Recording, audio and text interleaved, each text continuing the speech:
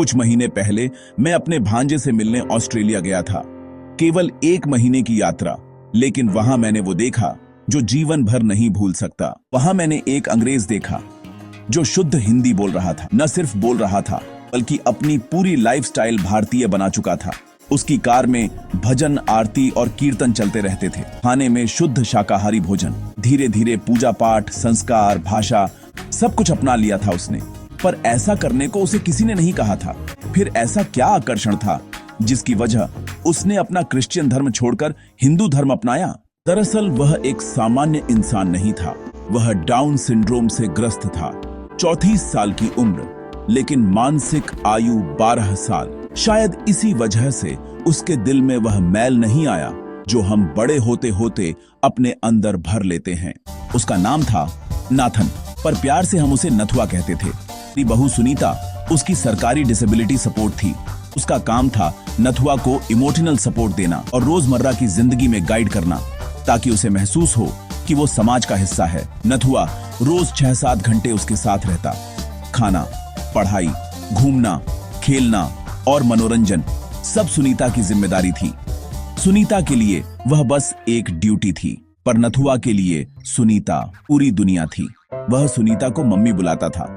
हालांकि उसकी अपनी उम्र सुनीता जितनी ही थी। सुनीता की पसंद नापसंद पर उसकी पैनी नजर रहती।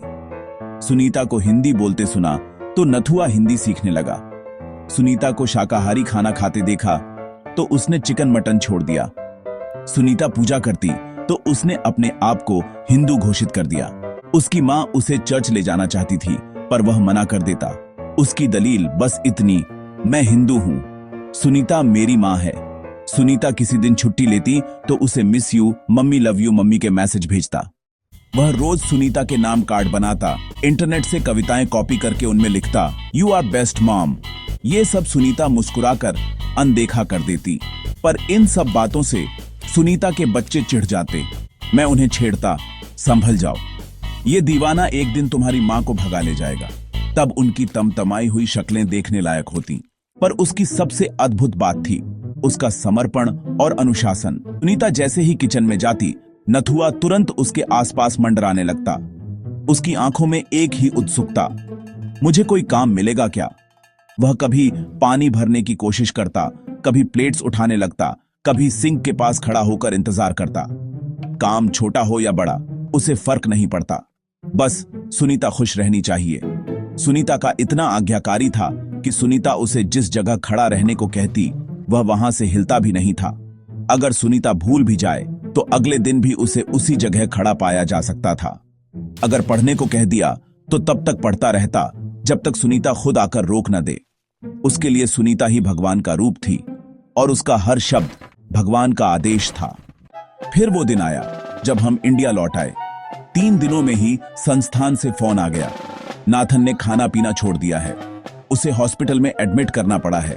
साइकोलॉजिस्ट आए, काउंसलर आए, सब असफल।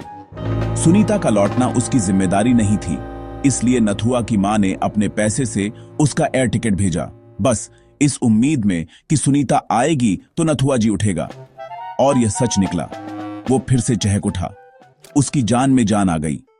चूंकि यह एक अस्थायी नौकरी थी, सुनीता के नौकरी छोड़ते ही नथुआ अनाथ हो गया। संस्था ने दूसरे सपोर्ट वर्कर्स लगाए, पर नथुआ ने साफ कह दिया, मुझे बस मम्मी के साथ रहना है। अब वह अपने माता पिता के घर पर रहता है, बिना कम्युनिटी सपोर्ट सिस्टम के। उसकी दुनिया सिमट कर बस वही रह गई। जब कभी वो किसी बात पर अड़ जाए तो उसकी मां फोन करके सुनीता को बुला लेती है, क्योंकि नथुआ सिर्फ उसी की मानता है। हर वीकेंड उसके माता पिता कार में बैठकर सुनीता के घर उसे मिलवाने लाते हैं। सुनीता चाहे कितनी भी व्यस्त हो, नीचे आकर उससे मिलती है।